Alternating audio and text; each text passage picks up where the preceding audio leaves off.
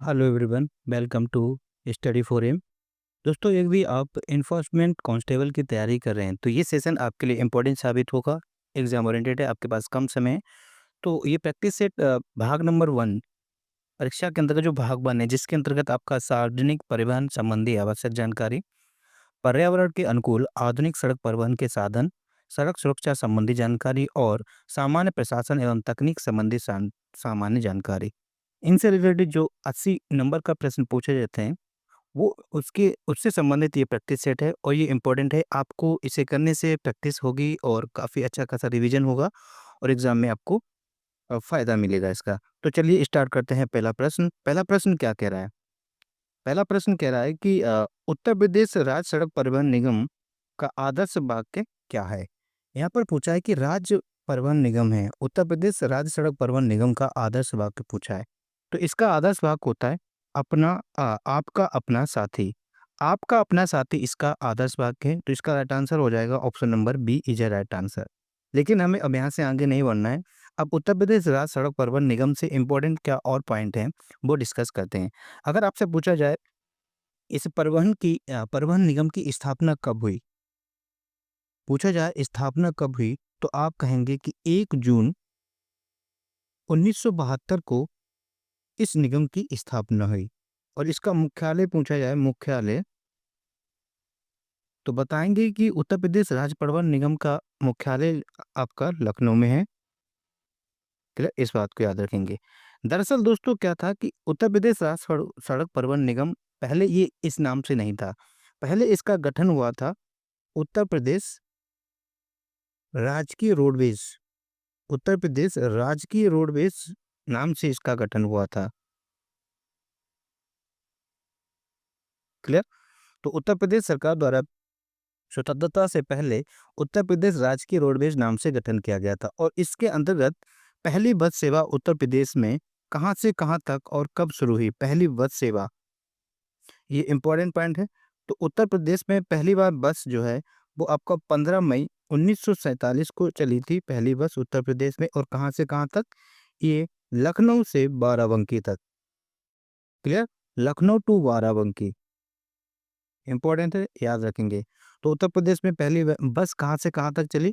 पहली बस चली लखनऊ से लेकर बाराबंकी तक चली और 15 मई 1947 को चली। किसके द्वारा किया गया? उत्तर प्रदेश राज्य के रोडवेज द्वारा। अब वर्तमान में इसका नाम हो गया है उत्तर प्रदेश राज्य सड़क परिवहन निगम। इसके अलावा दोस्तों, ये जो उत्तर प्रदेश राज्य सड़क परिवहन निगम है, इसके कुल कितने क्षेत्र हैं? कुल क्षेत्र की अगर बात करें तो इसके टोटल उत्तर प्रदेश में 20 क्षेत्र हैं। इसके अंतर्गत 20 क्षेत्रों जो हैं, इनका नियंत्रण कौन करता है? इन 20 क्षेत्रों का नियंत्रण की अगर हम बात करें तो डीआरएम द्वारा इसको किया जाता है। डीआरएम इसका नियंत्रण करता है। उत्तर प्रदेश में टोटल कितनी डिपो हैं ये पूछा जाए तो उत्तर प्रदेश में 115 डिपो हैं। और बस स्टेशन की अगर हम बात करें तो 300 बस स्टेशन है, इस बात को याद रखेंगे। क्लियर? कितनी बस स्टेशन है? 300 बस स्टेशन है, इस बात को याद रखेंगे। इसके अलावा अगर आपसे पूछा जाए, ये जो उत्तर प्रदेश राज्य सड़क परिवहन निगम है, इसका एक प्रशिक्षण संस्थान है जिसका नाम है केंद्रीय कार्यशाला एवं प्रशिक्षण संस्थान। तो निगम का केंद्रीय कार्यशाला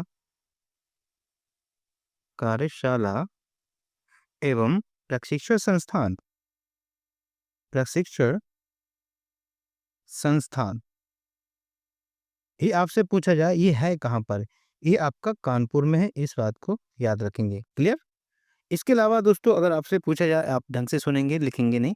निःशुल्क सेवा बस जो चलाई जाती हैं, उत्तर प्रदेश राज्य सड़क परिवहन निगम की जो बसें होती हैं, वो किस प्रकार के रोड में चलती हैं? ये जो बसें हैं दोस्तों, सरकारी जो बसें होती हैं, वो राष्ट्रीयकृत मार्गों पर चलाई जाती हैं।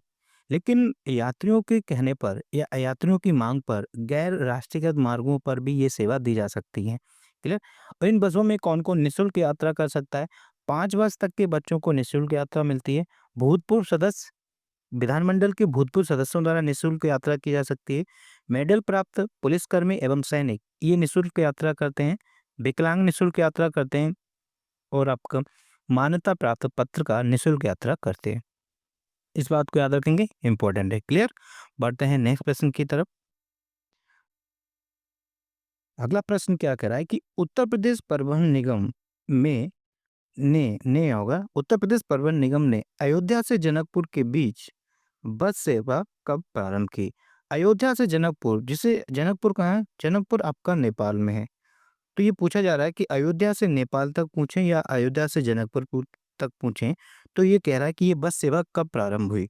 तो ये दोस्तों 18 मई मई 2018 में अयोध्या से जनकपुर बस सेवा शुरू की गई और ये उत्तर प्रदेश की पहली अंतर्राष्ट्रीय सेवा है। ये भी याद रखेंगे, क्या है? अयोध्या से लेकर ये उत्तर प्रदेश की पहली अंतर्राष्ट्रीय सेवा है। ये उत्तर प्रदेश राज्य सड़क परिवहन बोले, उत्तर प्रदेश राज्य सड़क परिवहन निगम की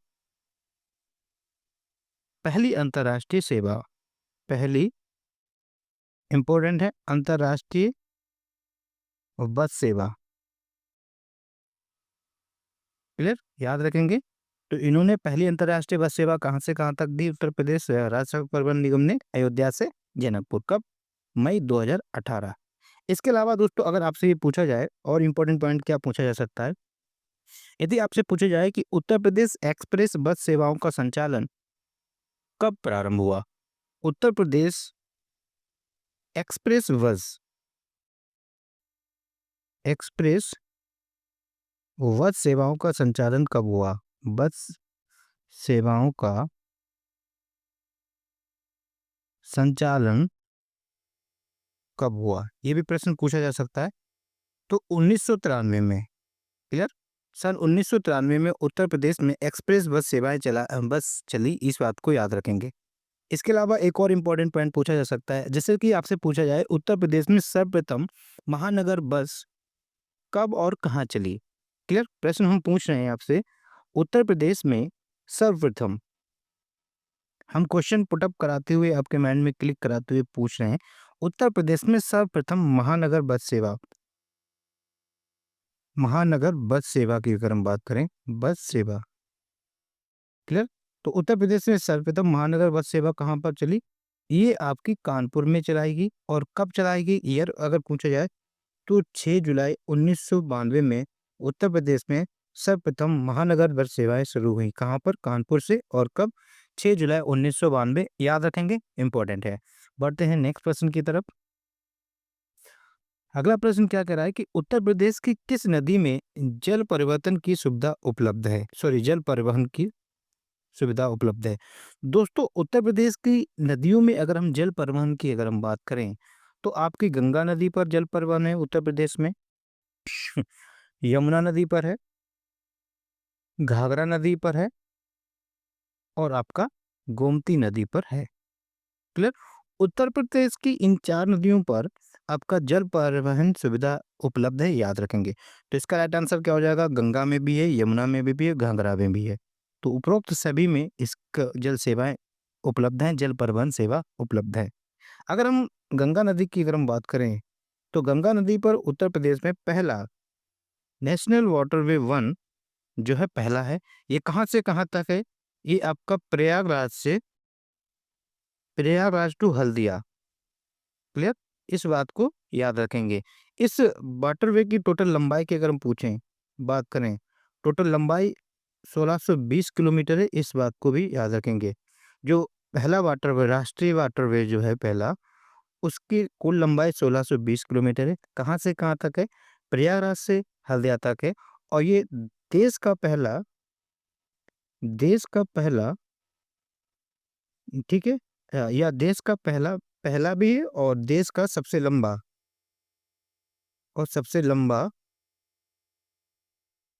वाटरवे भी है। क्लियर, तो देश का पहला वाटरवे सबसे लंबा पहला यही है, NW1, और सबसे लंबा भी है। क्लियर, ये याद रखेंगे। बढ़ते हैं, अगर आपसे ये पूछा जाए, चलो ठीक है, इसके अलावा अगर आपसे पूछा जाए कि टोटल नेशनल वाटरवे कितने हैं भारत में, कुल नेशनल वाटरवे की अगर हम बात करें तो कुल नेशनल वाटरवे कितने हैं? ये 111 कुल नेशनल वाटरवे हैं, इस बात को याद रखेंगे। Clear, according to the act, किस एक्ट के अंतर्गत? National waterway act 2016। National waterway act 2016 के तहत भारत में कुल 111 वाटरवे हैं, याद रखेंगे, इंपॉर्टेंट है। इसके अलावा दोस्तों इसको मिनिमाइज करते हैं और क्या इंपॉर्टेंट पॉइंट बनेंगे, इसको हमने किया साइड में, और क्या इंपॉर्टेंट पॉइंट बन सकते हैं उस चीज़ को हम लोग डिस्कस करें। यदि आपसे पूछा जाए कि अंतर्राष्ट्रीय भारतीय अंतर्देशीय जलमार्ग प्राधिकरण, क्लियर, IWAI, क्लियर, जिसे हम कहते हैं भारतीय अंतर्देशीय जलमार्ग प्राधिकरण की स्थापना कब हुई? इसकी स्थापना दोस्तों 27 अक्टूबर 1986 को हुई, क्लियर। 27 अक्टूबर 1986 को IWAI की स्थापना है, इस बात को याद रखेंगे, क्लियर। और इसका हेडक्वार्टर कहाँ है? इंपॉर्टेंट है, इसका हेडक्वार्टर आपका नोएडा में है, ये याद रखेंगे, क्लियर। भारतीय अंतर्देशीय जलमार्ग प्राधिकरण की स्थापना 27 अक्टूबर 1986 को हुई, मुख्यालय नोएडा। नेक्स्ट प्रश्न की तरफ चलते हैं। अगला प्रश्न क्या कह रहा है कि उत्तर दक्षिण एवं पूर्व पश्चिम गलियारा या कॉरिडोर उत्तर प्रदेश में कहाँ एक दूसरे को काटते हैं? तो यहाँ पर पूछ रहा है कि एक ये गलियारा गया है, जिसे हम ये पश्चिम से पूर्व एक गलियारा गया है, कॉरिडोर है, ये गलियारे की हम बात करें। और एक आपका ये गलियारा है आपका उत्तर से दक्षिण। तो कह रहा है कि ये गलियारे एक दूसरे को कहाँ पर काटते हैं? ये जो गलियारा है एक दूसरे को जहाँ काटते हैं वो उत्तर प्रदेश में काटते हैं। और उत्तर प्रदेश में किस जिले पर काटते हैं? उत्तर प्रदेश में के झांसी जिले में एक दूसरे को ये काटते हैं, इस बात को याद रखेंगे। ये जो गलियारे हैं ये कितने लेन के गलियारे हैं? ये 6 लेन गलियारा है, ये 6 लेन गलियारे हैं, इस बात को याद रखेंगे। पश्चिम में ये गलियारा कहाँ से स्टार्ट होता है अगर इसकी बात करें, तो पश्चिम में ये पोरबंदर से चलता है, क्लियर। पश्चिम में ये पोरबंदर और पूर्व में कहाँ तक? सिलचर तक, इस बात को भी याद रखेंगे, सिलचर, क्लियर। तो पोरबंदर और सिलचर के बीच में ये उत्तर पश्चिम गलियारा है। जबकि उत्तर दक्षिण गलियारे की हम बात करें तो ये श्रीनगर से स्टार्ट होता है, श्रीनगर को जोड़ता है किससे? कन्याकुमारी से, क्लियर, कन्याकुमारी से जोड़ता है, इस बात को याद रखेंगे, क्लियर। और ये बनाया किसके, ये जो गलियारे हैं यहाँ पर हम लोग बात करें गलियारा, क्लियर। तो ये गलियारा बनाया किसने, ये किन के द्वारा बनाया गया? तो ये NHDP द्वारा बनाया गया, NHDP द्वारा बनाया गया, नेशनल हाईवे डेवलपमेंट प्रोजेक्ट के तहत ये बनाया गया। और ये दिसंबर 2000 में शुरू हुआ था, क्लियर, दिसंबर 2000 में ये शुरू हुआ था, इस बात को भी याद रखेंगे। तो ये दूसरे एक दूसरे को कहाँ काटते हैं? एक दूसरे को झांसी में काटते हैं, इंपॉर्टेंट है। और ये गलियारे रखेंगे कहाँ से कहाँ तक हैं, किसको किससे जोड़ते हैं, इस बात को भी याद रखेंगे। बढ़ते हैं नेक्स्ट प्रश्न की तरफ। अगला प्रश्न क्या कह रहा है कि उत्तर प्रदेश के किस जिले में पहला डबल डेकर हाईवे का निर्माण किया जाएगा? इंपॉर्टेंट है, उत्तर प्रदेश के किस जिले में पहला डबल डेकर हाईवे, ये डबल डेकर हाईवे की बात कर रहा है, इंपॉर्टेंट है। तो ये आपका कहाँ पर किया जाएगा? नोएडा में किया जाएगा, क्लियर। नोएडा में उत्तर प्रदेश का पहला डबल डेकर हाईवे बनाया जाएगा, याद रखेंगे, क्लियर। और ये कितने लेन का होगा? ये जो डबल डेकर हाईवे होगा ये 6 to 8 लेन का होगा, ठीक, इस बात को भी याद रखेंगे।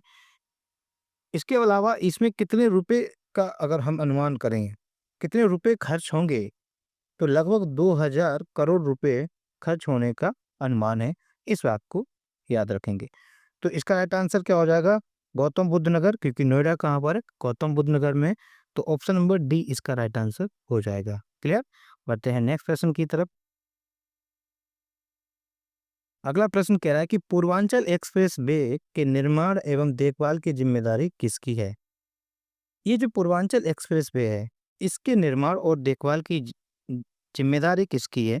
तो इसकी अगर हम बात करें तो इसके निर्माण एवं देखभाल की जिम्मेदारी आपकी यूपीडे का होता है, क्लियर, यूपी एडा की है। ये उत्तर प्रदेश में जो एक्सप्रेस वे होते हैं, हम ये बात करें, ये देखभाल करता है किनकी? देखभाल की अगर हम बात करें तो उत्तर प्रदेश में जो एक्सप्रेस वे होते हैं उनकी देखभाल जो है यूपी ईडा द्वारा ही की जाती है। उत्तर प्रदेश के एक्सप्रेस वे की यूपी ईडा देखभाल करता है। जबकि इंडिया के एक्सप्रेस वे की अगर हम बात करें, देखो उत्तर प्रदेश में जो एक्सप्रेस वे होते हैं उनकी देखभाल कौन करता है? यूपी ईडा द्वारा की जाती है।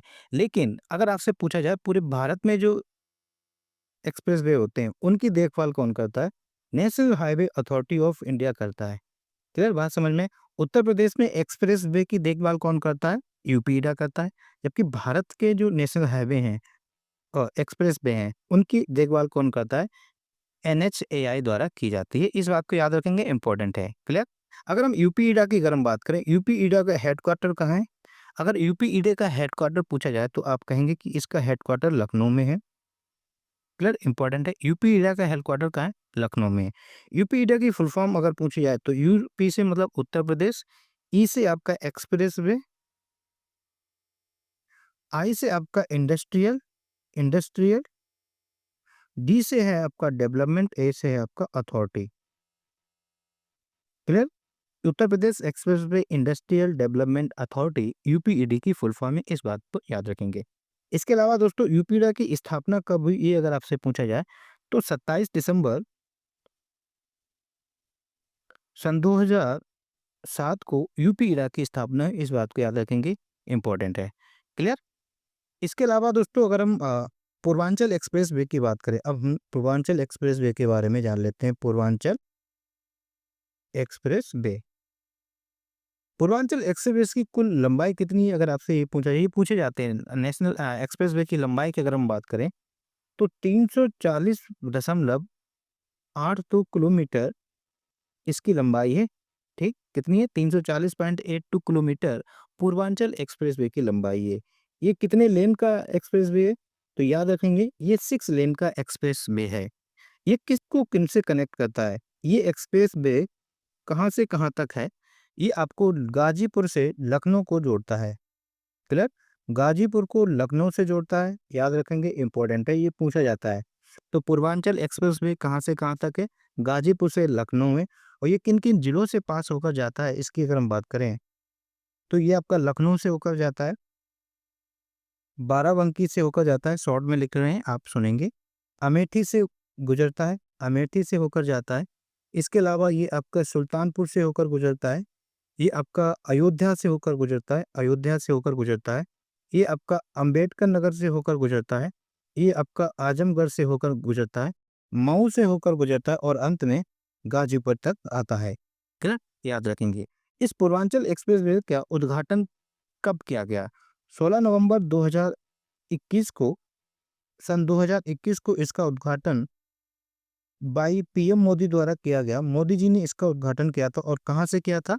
सुल्तानपुर से इसका उद्घाटन किया था, इस बात को याद रखेंगे। क्लियर? तो प्रश्न पूछा जा सकता है कि पूर्वांचल एक्सप्रेसवे का उद्घाटन नरेंद्र मोदी जी ने कहाँ से किया था? सुल्तानपुर से किया था। इसकी लंबाई कितनी है? 340 है। ये 6 लेन का है, गाजीपुर से लखनऊ को जोड़ता है और किन किन जिलों से होकर जाता है, इस बात को भी याद रखेंगे। क्लियर? ये इंपॉर्टेंट है। बढ़ते हैं नेक्स्ट प्रश्न की तरफ।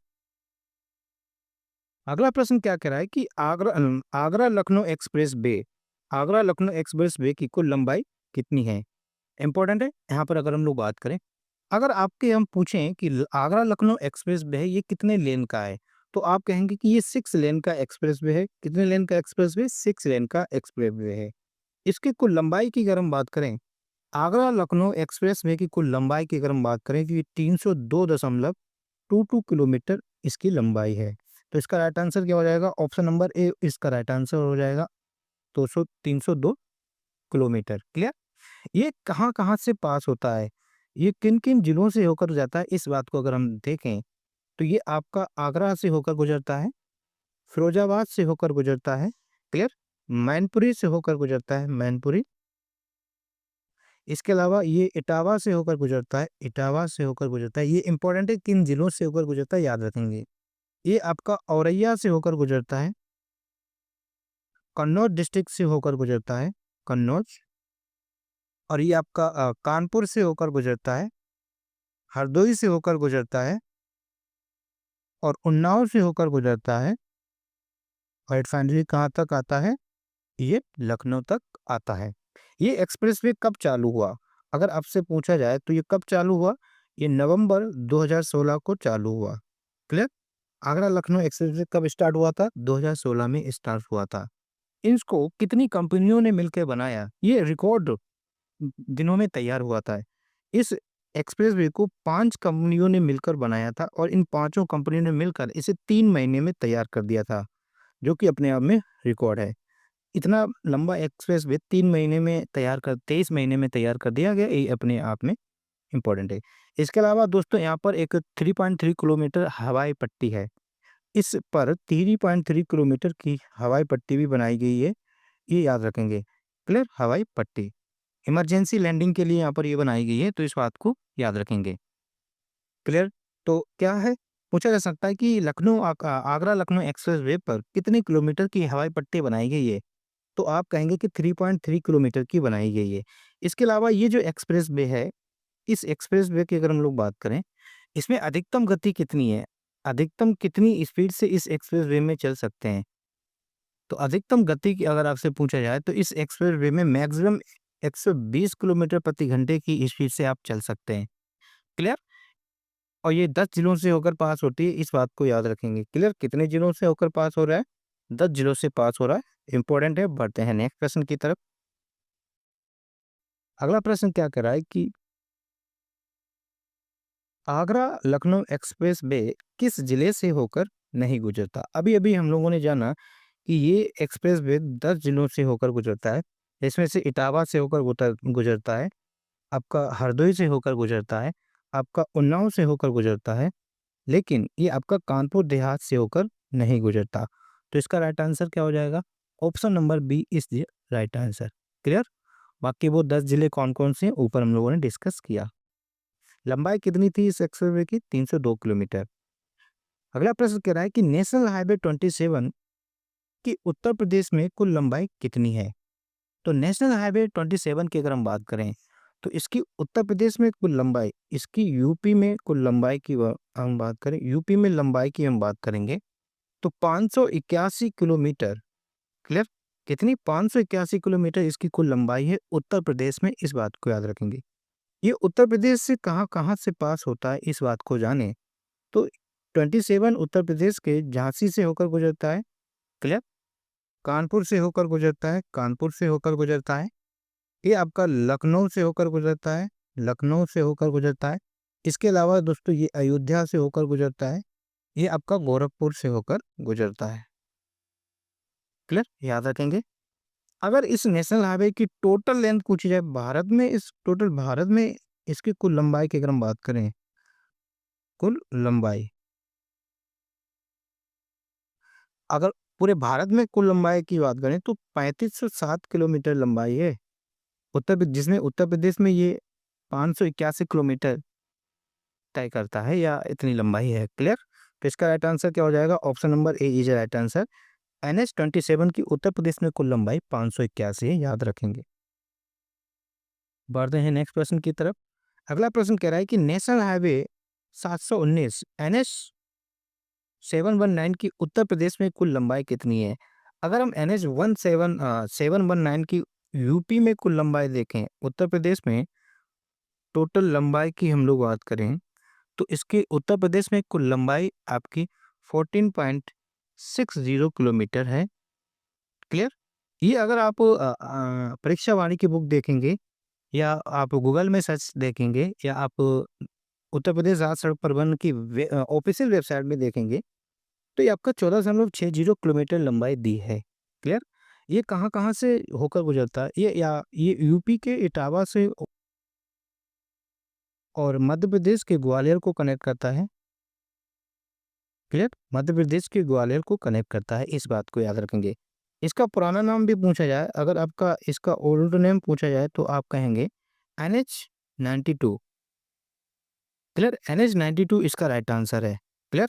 लेकिन जब यूथ कंपटीशन का प्रैक्टिस सेट देंगे कहीं, उसमें तो इसका राइट आंसर सी दिया है, लेकिन हमें ऑप्शन नंबर 5 के हिसाब से इसका राइट आंसर हो जाना चाहिए, इनमें से कोई नहीं।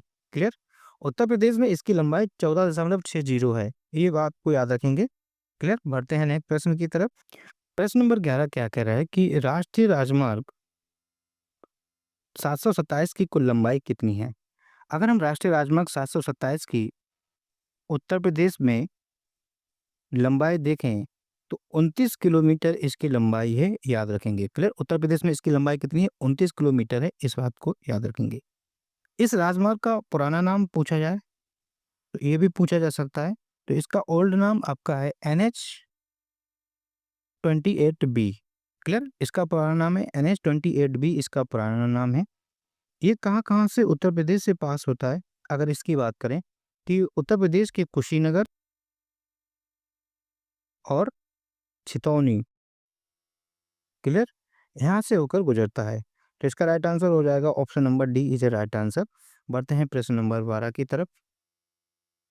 प्रश्न नंबर 12 क्या कह रहा है कि राष्ट्रीय राजमार्ग 30 उत्तर प्रदेश के किस जिले से नहीं गुजरता? इंपॉर्टेंट क्वेश्चन है। अगर हम उत्तर प्रदेश के किस जिले से होकर नहीं गुजरता, इसको करने से पहले हम जानेंगे कि राष्ट्रीय राजमार्ग 30 का उत्तर प्रदेश में कुल लंबाई कितनी है? इसमें उत्तर प्रदेश में इसकी कुल लंबाई अगर हम देखें, उत्तर प्रदेश में NH-30 की कुल लंबाई की अगर हम बात करें, तो उत्तर प्रदेश में 640 किलोमीटर लंबा है। याद रखेंगे क्योंकि ये काफ़ी लंबाई उत्तर प्रदेश में है, इसकी ज़्यादा है, तो याद रखेंगे।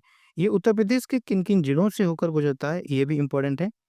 उत्तर प्रदेश के पीलीभीत से होकर गुजरता है। कहाँ से होकर गुजरता है? पीलीभीत, बरेली, शाहजहाँपुर, क्लियर? शाहजहाँपुर से होकर गुजरता है। उत्तर प्रदेश के सीतापुर से होकर गुजरता है। लखनऊ से होकर गुजरता है, लखनऊ, रायबरेली से होकर गुजरता है, रायबरेली, और आपका प्रयागराज, क्लियर? पूछा जा सकता है कि किन जिलों से होकर गुजरता है या किन जिलों से होकर नहीं गुजरता है, ये याद रखेंगे। अगर हम NH-30 की बात करें, तो ये पूरे भारत की अगर हम बात करें, भारत में ये किन-किन राज्यों से हो गुजरता है?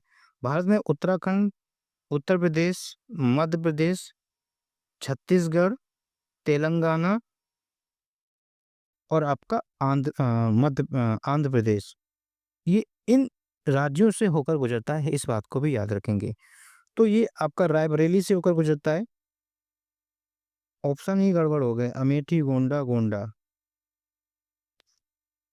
ठीक है, तो यहाँ पर आप लिख लेंगे कि अमेठी से होकर नहीं गुजरता है। यहाँ पर ऑप्शन में एक में लखनऊ लिख लेंगे और एक में प्रयागराज, क्लियर?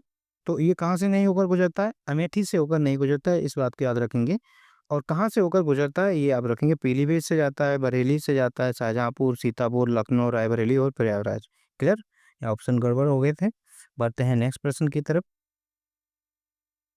अगला प्रश्न क्या कह रहा है कि राष्ट्रीय राजमार्ग 31 NH-31 उत्तर प्रदेश के किस जिले से होकर गुजरता है? अगर हम NH-31 की अगर हम बात करें, पहले तो हमें पता होना चाहिए कि ये उत्तर प्रदेश के कहाँ से होकर गुजरता है और इसकी उत्तर प्रदेश में कुल लंबाई कितनी है, क्लियर? अगर हम इसमें उत्तर प्रदेश में इसकी कुल लंबाई देखें, तो 522.80 किलोमीटर उत्तर प्रदेश की ये कुल लंबाई है। ये उत्तर प्रदेश के कहाँ-कहाँ से होकर गुजरता है या किन-किन जिलों से होकर गुजरता है, ये अगर हम देखें, तो ये उत्तर प्रदेश के लालगंज से होकर गुजरता है। कहाँ से होकर गुजरता है? लालगंज से होकर गुजरता है। इसके अलावा ये उत्तर प्रदेश के आपका उन्नाव से होकर गुजरता है। कहाँ से? उन्नाव से होकर गुजरता है। इसके अलावा ये आपका रायबरेली से होकर गुजरता है। रायबरेली से होकर गुजरता है। सलोन से होकर गुजरता है, सलोन, और आपका प्रतापगढ़, प्रतापगढ़, मछली शहर, मछली शहर, जौनपुर, वाराणसी, गाजीपुर और आपका बलिया। इन जगहों से ये होकर गुजरता है, क्लियर? तो इसका राइट आंसर क्या हो जाएगा? सीतापुर से होकर नहीं गुजरता है, सुल्तानपुर से भी होकर नहीं गुजरता है, पीलीभीत से भी नहीं होकर गुजरता है, उन्नाव से होकर गुजरता है। उन्नाव इसका राइट आंसर हो जाएगा। बाकी ये शहर भी, इन जगहों के भी नाम याद रखेंगे। बढ़ते हैं नेक्स्ट प्रश्न की तरफ। अगला प्रश्न क्या कह रहा है? प्रश्न नंबर 14 कह रहा है कि राष्ट्रीय राजमार्ग 135B की कुल लंबाई कितनी है? इसकी कुल लंबाई उत्तर प्रदेश में पूछी जा रही है। तो NH 135V की अगर हम बात करें, तो इसकी उत्तर प्रदेश में टोटल लेंथ की अगर हम बात करें, तो ये उत्तर प्रदेश में इसकी लंबाई 10 किलोमीटर है। इस बात को याद रखेंगे। उत्तर प्रदेश में इसकी कितनी लंबाई है? 10 किलोमीटर है। ये उत्तर प्रदेश में कहाँ से पास होता है? क्योंकि ये बहुत कम है, तो थोड़ी ही जगह से होता होगा, गुजरता होगा। ये मऊ और धबौरा से होकर गुजरता है, क्लियर? उत्तर प्रदेश की दो जगह हैं, मऊ और धबौरा से होकर गुजरता है। इसका राइट आंसर हो जाएगा option number B is right answer. राष्ट्रीय राजमार्ग 135 बी की उत्तर प्रदेश में कुल लंबाई कितनी है? 10 किलोमीटर है। इसके अलावा इम्पोर्टेंट है, अगर आपसे पूछा जाए एनएच 135 की पूछा जाए, 135 भी पूछ दिया ना, वो 135 भी तो पूछा जा सकता है। इसकी उत्तर प्रदेश में लंबाई की अगर हम बात करें तो ये उत्तर प्रदेश में 64 किलोमीटर की लंबाई तय करता है। क्लियर? इसका पुराना नाम पूछा जाए, एनएच 135 का पुराना नाम पूछा जाए तो एनएच 7 इसका पुराना नाम है। ये उत्तर प्रदेश से कहाँ-कहाँ से गुजरता है? उत्तर प्रदेश के मिर्ज़ापुर से गुजरता है, लालगंज से गुजरता है और आपका ड्रमंडगंज से गुजरता है। क्लियर? ड्रमंडगंज से गुजरता है, यहाँ से ये पास होता है। इसके अलावा दोस्तों एक और नेशनल हाईवे है इसी के नाम से, आपका एनएच 135 बी। क्लियर? हम लोगों ने देख लिया एनएच 135 देख लिया, 135 बी देख लिया और 135 बीबी की अगर हम बात करें तो इसमें इसकी उत्तर प्रदेश में कुल लंबाई कितनी है? तो 12.5 किलोमीटर उत्तर प्रदेश में कुल लंबाई है। ये उत्तर प्रदेश के किन जगहों से होकर गुजरता है? तो ये उत्तर प्रदेश के जमीरा, बरगढ़ और आपका गटर गटर करके एक जगह है, यहाँ से ये होकर गुजरता है। क्लियर? बढ़ते हैं नेक्स्ट प्रश्न की तरफ। अगला प्रश्न क्या कह रहा है कि सार्वजनिक निर्माण विभाग पीडब्ल्यूडी के तहत उत्तर प्रदेश में कितने प्रकार की सड़कें आती हैं? पीडब्ल्यूडी विभाग के तहत उत्तर प्रदेश में 4 प्रकार की सड़कें आती हैं। क्लियर? कितने प्रकार की सड़कें आती हैं? 4 प्रकार की सड़कें आती हैं। वो कौन-कौन सी 4 प्रकार की सड़कें हैं ये भी देख लेंगे। इसके अंतर्गत दोस्तों राष्ट्रीय राजमार्ग सड़कें आती हैं, राष्ट्रीय राजमार्ग। क्लियर? इसके अंतर्गत प्रांतीय राजमार्ग, प्रांतीय राजमार्ग और इसके अंतर्गत आपका जिला राजमार्ग, जिला राजमार्ग और आपका ग्रामीण मार्ग। क्लियर? ये चारों ही प्रकार के मार्ग जो हैं, ये सड़कें जो हैं वो पीडब्ल्यूडी के अंतर्गत आती हैं। जिसका राइट आंसर हो जाएगा option number B is a right answer. Clear? अगर आपसे पूछा जाए उत्तर प्रदेश राज्य राजमार्ग प्राधिकरण, क्लियर? उत्तर प्रदेश राज्य राजमार्ग प्राधिकरण, इसकी स्थापना पूछी जाए कब हुई? इंपॉर्टेंट है। तो उत्तर प्रदेश राज्य राजमार्ग प्राधिकरण की स्थापना की अगर हम बात करें तो जून 2004 में इसकी स्थापना हुई, इस बात को याद रखेंगे। क्लियर? बढ़ते हैं नेक्स्ट प्रश्न की तरफ। अगला प्रश्न कह रहा है कि पीडब्ल्यूडी विभाग जो है यानी कि सार्वजनिक निर्माण विभाग की स्थापना ब्रिटिश काल में भारत में कब हुई? तो इसकी स्थापना दोस्तों याद कर लेंगे 1849 को हुई। इसके अंतर्गत 4 प्रकार की सड़कें आती हैं, इस बात को भी याद रखेंगे। बढ़ते हैं नेक्स्ट प्रश्न की तरफ। अगला प्रश्न कह रहा है कि किस पंचवर्षीय योजना के दौरान उत्तर प्रदेश रोडवेज का नाम बदलकर उत्तर प्रदेश राज्य सड़क परिवहन निगम कर दिया गया? आपको पता है कि उत्तर प्रदेश रोडवेज निगम से पहले एक गठन किया गया था और इसके अंतर्गत फर्स्ट बस चली थी कहाँ से कहाँ तक? पहली बस जो चली थी उत्तर प्रदेश में, अगर हम बात करें उत्तर प्रदेश की हम बात करें तो ये चली थी लखनऊ से बाराबंकी। पहला प्रश्न हम उसमें डिस्कस कर चुके हैं। क्लियर? एक बार फिर रिवीजन कर लेते हैं। लखनऊ से बाराबंकी पहली बस सेवा चली, किसके द्वारा चलाई गई थी? उत्तर प्रदेश रोडवेज के द्वारा चलाई गई थी। उत्तर प्रदेश राजकीय रोडवेज एक्चुअली इसका पूरा नाम था। कब चलाई गई थी? 15 मई 1947 को चलाई गई थी। फिर इसका नाम बदलकर उत्तर प्रदेश राज्य सड़क परिवहन कर दिया गया और ये कब कर दिया गया था? 1 जून 1972 को ये कर दिया गया था। क्लियर? और ये पूछा जा रहा है कि किस पंचवर्षीय योजना के तहत पूछा जा रहा है ना यहाँ पर। तो ये योजना अगर हम पूछा जाए तो 4 to 5 ईयर प्लान। क्लियर? इस समय जो 1972 के दौरान जो था वो चौथी पंचवर्षीय योजना चल रही थी। तो इसका राइट आंसर हो जाएगा option number A is a right answer. Clear? इसके अलावा उत्तर प्रदेश राज्य सड़क परिवहन के अंतर्गत कुल कितने रीजन है, कितने क्षेत्र हैं? 20 क्षेत्र हैं, 20 क्षेत्र। इन 20 क्षेत्रों को कंट्रोल कौन करता है ये इंपॉर्टेंट है। कंट्रोल जो है दोस्तों वो डीआरएम द्वारा किया जाता है। डीआरएम का मतलब होता है divisional road manager. Clear? Divisional road manager, divisional road manager द्वारा इन 20 क्षेत्रों का नियंत्रण किया जाता है। क्लियर? ये जो उत्तर प्रदेश राज्य परिवहन निगम बना था, ये किस एक्ट के तहत बना था? अगर आपसे एक्ट एक्ट पूछा जाए तो सड़क परिवहन एक्ट 1950। क्लियर? सड़क परिवहन एक्ट 1950 के तहत इसका नाम बदल दिया गया था। इस बात को भी याद रखेंगे। क्लियर? वर्तमान में अगर आपसे पूछा जाए उत्तर प्रदेश राज्य सड़क परिवहन निगम के मैनेजिंग डायरेक्टर कौन है, यानी कि एमडी कौन है, तो आप कहेंगे कि मासूम अली सरवर। क्लियर? याद रखेंगे, मासूम अली सरवर। मासूम अली सरवर उत्तर प्रदेश राज्य सड़क परिवहन निगम के प्रबंधक अधिकारी हैं या मैनेजिंग डायरेक्टर हैं, एमडी हैं, इस बात को याद रखेंगे। बढ़ते हैं नेक्स्ट प्रश्न की तरफ। अगला प्रश्न क्या कह रहा है कि प्रभावी संचालन हेतु निगम को कितने क्षेत्रों में बांटा गया है?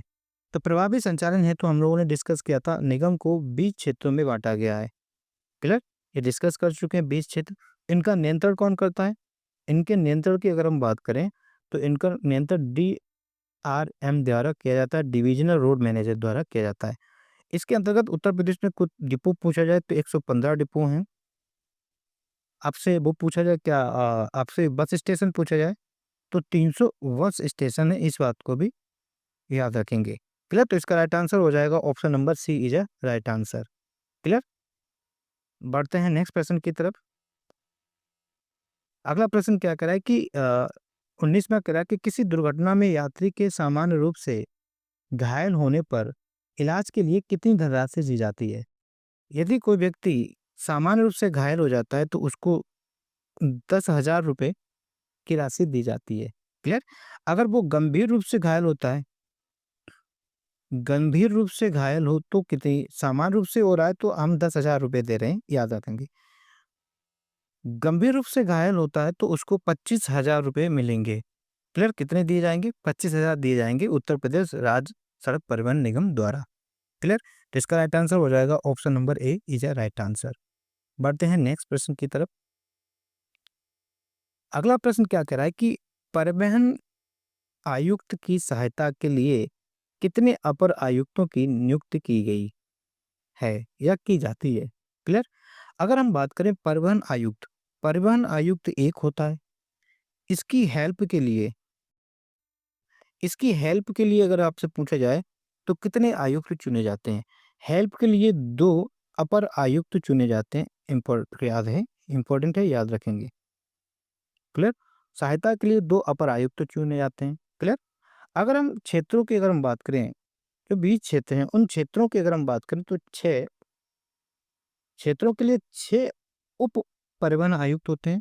6 उप परिवहन आयुक्त होते हैं। परिवहन आयुक्त। क्लियर? इन क्षेत्रों के लिए 6 उप परिवहन आयुक्त होते हैं। 19 आपके संभागीय परिवहन अधिकारी चुने जाते हैं। ये भी याद रखेंगे, इंपॉर्टेंट है। संभागीय परिवहन आयुक्त, परिवहन अधिकारी की हम बात कर रहे हैं यहाँ पर, अधिकारी। क्लियर? और इन्हीं क्षेत्रों के लिए 72, इंपॉर्टेंट है, 72 सहायक संभागीय अधिकारी नियुक्त किए जाते हैं। 72 संभागीय परिवहन अधिकारी नियुक्त किए जाते हैं। ये भी प्रश्न पूछा जा सकता है यहाँ पर, तो ये पूछ लिया तो इसका राइट आंसर हो जाएगा 2, इसका राइट आंसर हो जाएगा। क्लियर है? बढ़ते हैं नेक्स्ट प्रश्न की तरफ। अगला प्रश्न क्या कह रहा है कि बिना रजिस्ट्रीकरण के वाहन चलाने पर अधिकतम कितना जुर्माना लगाया जा सकता है? अच्छा प्रश्न है, इंपॉर्टेंट है। दोस्तों ये जो एक्ट, जो जुर्माना लगाया जाता है, किस एक्ट के अकॉर्डिंग लगाया जाता है? ये जो जुर्माना लगाया जाता है ये कराधान अधिनियम के अंतर्गत लगाया जाता है। क्लियर? किस के तहत लगाया जाता है? कराधान अधिनियम के अंतर्गत ये जुर्माना लगाया जाता है, इस बात को याद रखेंगे। तो मैक्सिमम 10,000 रुपये तक का जुर्माना लगाया जा सकता है। क्लियर? अगर आप बिना रजिस्ट्री के कोई यान या गाड़ी चलाते हैं तो आपसे अधिकतम 10,000 रुपये तक का जुर्माना लगाया जा सकता है। बढ़ते हैं नेक्स्ट प्रश्न की तरफ। अगला प्रश्न क्या कह रहा है कि इलेक्ट्रिक व्हीकल के मुख्य भाग नहीं है। इलेक्ट्रिक व्हीकल के मुख्य भाग नहीं है, यहाँ पर ये पूछा है। अगर दोस्तों हम इलेक्ट्रिकल व्हीकल की बात करें, जिसे हम ईबीएस बोल सकते हैं या बोलते हैं, इसमें क्या क्या होता है? इसमें आपका बैटरी होता है, ये आप जानते होंगे। इसमें इलेक्ट्रिक मोटर होता है, इलेक्ट्रिक मोटर होता है। इसके अलावा इसमें इन्वर्टर होता है, चार्जिंग पॉइंट होता है, चार्जिंग लिखेंगे, चार्जिंग क्यों कर दे रहे हैं, यहाँ पर चार्जिंग पॉइंट होता है। इसके अलावा यहाँ पर आपका ये कुछ इंपॉर्टेंट पॉइंट होते हैं, यही पॉइंट होते हैं। तो बैटरी होती है, इलेक्ट्रोमीटर होता है, इन्वर्टर होता है। इलेक्ट्रिक व्हीकल में पेट्रोल नहीं होता है, इस बात को याद रखेंगे। दोस्तों अगर हम बात करें इलेक्ट्रिक जो व्हीकल होते हैं, इनकी प्लेट प्लेट का कलर कैसा होता है? क्लियर? इनकी प्लेट का कलर जो होता है, बैकग्राउंड कलर जो होता है, वो आपका ग्रीन कलर की होती है। प्लेट जो होती है वो ग्रीन कलर की होती है, ये याद रखेंगे। आप अगर अपने आसपास इलेक्ट्रिक रिक्शा देखें या जो ऑटो चलने लगे हैं, उनका जो प्लेट का बैकग्राउंड कलर होता है, वो आपका ग्रीन कलर का होता है, इस बात को याद रखेंगे। ये तो आपका बैकग्राउंड कलर होता है, क्लियर? Background colour. इसके अलावा दोस्तों अगर आपसे पूछा जाए कि जो लेटर एंड उस आपसे पूछा जाएगा लेटर, उसमें जो अक्षर होते हैं एंड जो नंबर होते हैं, लेटर और नंबर के कलर अलग-अलग होते हैं। कॉमर्शियल अगर आपका है, देखो अगर आपका प्राइवेट ईवीएस है, क्लियर? अगर आपका प्राइवेट वाहन है, तो उनमें उनका लेटर्स और उसका कलर जो होता है वो व्हाइट कलर होता है, क्लियर? व्हाइट कलर होता है। जबकि आपका कॉमर्शियल कॉमर्शियल व्हीकल है तो आपका येलो कलर होता है, क्लियर? इस बात को याद रखेंगे। किनका लेटर एंड नंबर का व्हाइट कलर होता है यदि प्राइवेट है इलेक्ट्रिक व्हीकल, और बैकग्राउंड कलर तो आपका ग्रीन ही रहेगा, क्लियर? ये बात याद रखेंगे, इंपॉर्टेंट है। बढ़ते हैं नेक्स्ट क्वेश्चन की तरफ। अगला प्रश्न क्या कह रहा है कि इलेक्ट्रिक वाहनों के निर्माताओं के लिए ऑटो और ऑटोमोबाइल घटकों के लिए 25,938 करोड़ रुपए की लागत से कौन सी परियोजना या योजना आरंभ की गई थी? इंपॉर्टेंट है। तो पीएलआई योजना चालू की गई थी, क्लियर? कौन सी योजना की गई थी? पीएलआई योजना शुरू की गई थी। पीएलआई का मतलब क्या है? यहाँ पर पीएलआई के फुल फॉर्म भी पूछे जा सकते हैं। प्रोडक्शन लिंक्ड इनिशिएटिव योजना, clear? Production linked initiative initiative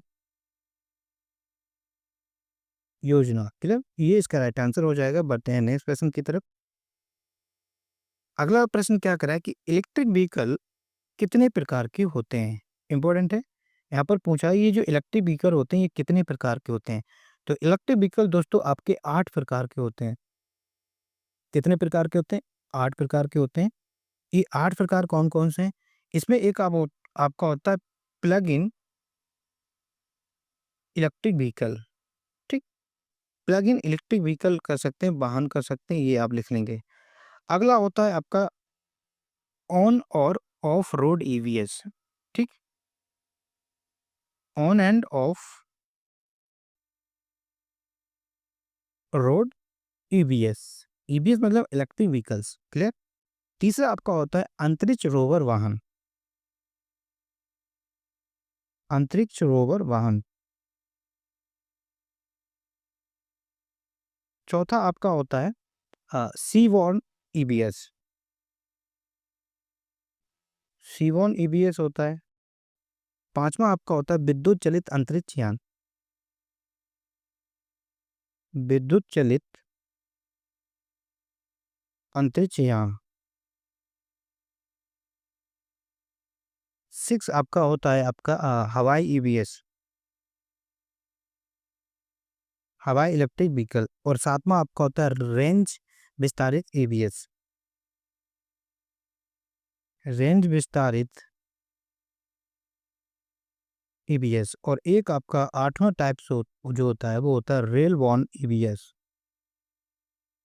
rail one EVs, clear? तो ये 8 प्रकार के इलेक्ट्रिक व्हीकल होते हैं, याद रखेंगे, इंपॉर्टेंट है। तो इसका राइट आंसर हो जाएगा option number B is a right answer.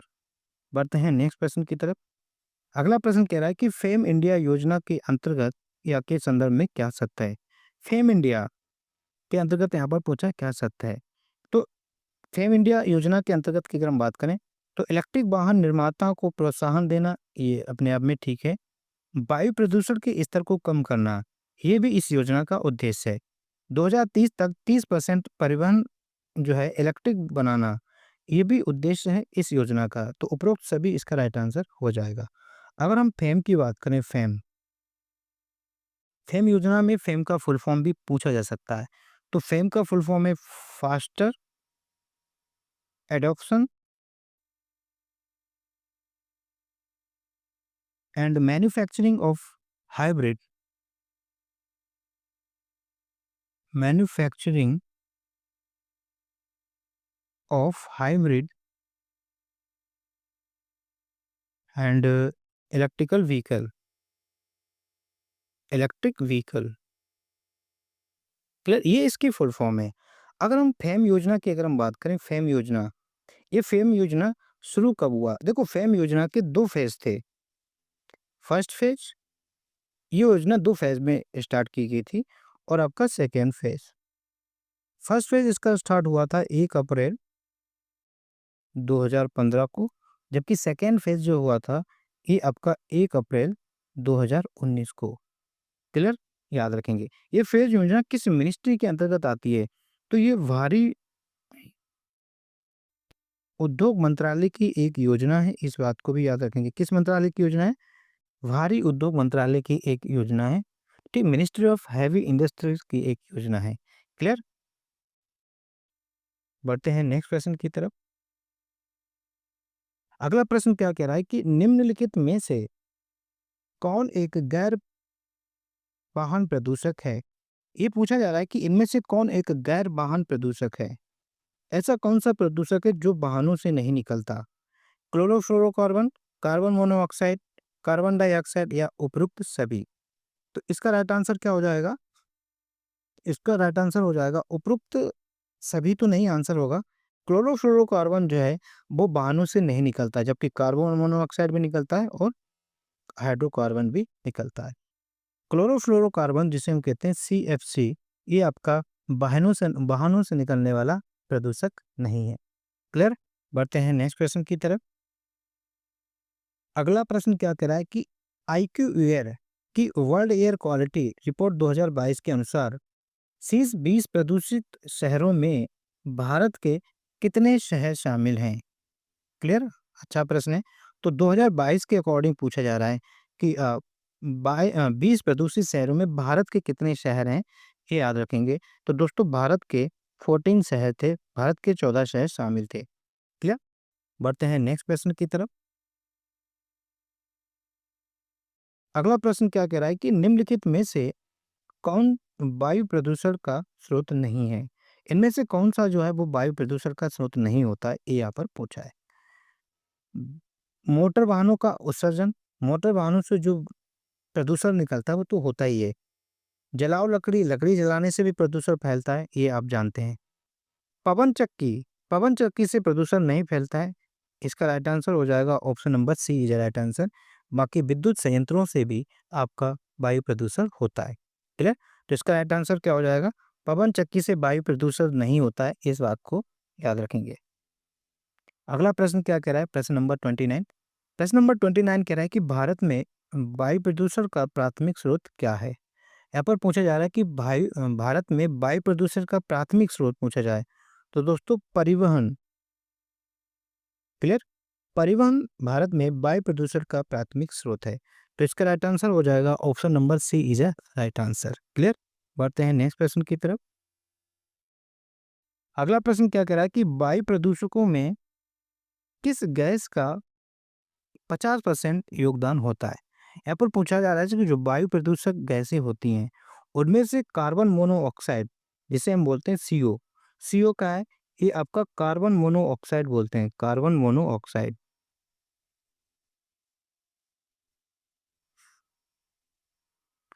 Clear? ये सबसे हानिकारक गैस होती है और इसका योगदान 50% होता है जितनी भी गैसें उत्सर्जित होती हैं। क्लियर? इस गैस को हम दम घोटू गैस भी कहा जाता है। क्या कहा जाता है? दम घोटू गैस भी कहा जाता है। क्लियर? दोस्तों, ये दोस्तों हमारे ब्लड के हीमोग्लोबिन से क्रिया करके ऑक्सीजन की मात्रा को कम कर देता है। क्लियर? उसकी या बहनता को कम कर देता है, इसलिए ये बहुत ज़्यादा हानिकारक होती है। तो इसका राइट आंसर हो जाएगा कार्बन मोनोऑक्साइड गैस का 50% योगदान होता है। बढ़ते हैं नेक्स्ट प्रश्न की तरफ। अगला प्रश्न कह रहा है कि किस अंतर्राष्ट्रीय प्रयास के कारण भारतीय संविधान में संशोधन किया गया और पर्यावरण संरक्षण को महत्व दिया गया। दोस्तों आप जानते हैं कि स्टॉकहोम सम्मेलन स्टॉकहोम सम्मेलन 1972, ये कब हुआ था? 1972। इस सम्मेलन के तहत पर्यावरण संरक्षण को महत्व दिया गया, इस बात को याद रखेंगे। क्लियर? बढ़ते हैं नेक्स्ट प्रश्न की तरफ। अगला प्रश्न कह रहा है कि ये कुछ क्षेत्र दिए गए हैं और ये आवाज दी गई है, कितनी आवाजें कहाँ से निकलती हैं। अगर आपसे पूछा जाए मोटरसाइकिल के लिए ध्वनि की आवाज कितनी, मतलब ध्वनि कितनी होती है, डीबी का मतलब होता है डेसिबल। ठीक, ध्वनि की इकाई क्या होती है? डेसिबल होता है, इस बात को भी याद रखेंगे। मोटरसाइकिल की अगर हम बात करें तो मोटरसाइकिल की होती है 88 डीबी। डीजल ट्रक की अगर हम बात करें तो डीजल ट्रक की होती है 100 डीबी। आपके जेट विमान की होती है 130 डीबी और सामान्य बातचीत नॉर्मल कन्वर्सेशन की अगर हम बात करें तो ये 60 डीबी होती है। तो इसका राइट आंसर क्या होना चाहिए? ए का 2, बी का 1, सी का 4 और डी का 3। तो 2 1 4 3 इसका राइट आंसर होना चाहिए। 2 1 4 3 इसका राइट आंसर, ए इसका राइट आंसर हो जाएगा। ये याद रखेंगे, इंडिविजुअल भी पूछा जा सकता है। अगला प्रश्न क्या कह रहा है कि वायु गुणवत्ता सूचकांक कि किस श्रेणी को केंद्र सरकार द्वारा निर्धारित नहीं किया गया है। क्लियर? अच्छा प्रश्न है। तो वायु गुणवत्ता की अगर हम बात करें, इसके अंतर्गत पूछा जाएगा किसका नहीं किया गया है। तो इसके अंतर्गत दोस्तों आपकी 4 श्रेणियां आती हैं। कितनी श्रेणियां आती हैं? 4 श्रेणियां आती हैं, याद रखेंगे। 4 श्रेणियां आती हैं, ये याद रखेंगे। वो 4 श्रेणी कौन कौन सी हैं? इसमें से आपका 4 श्रेणी में की हम बात करें, मध्यम से खराब, मध्यम से खराब एक श्रेणी ये आती है। दूसरी होती है बहुत खराब, बहुत खराब। तीसरी आती है आपका गंभीर,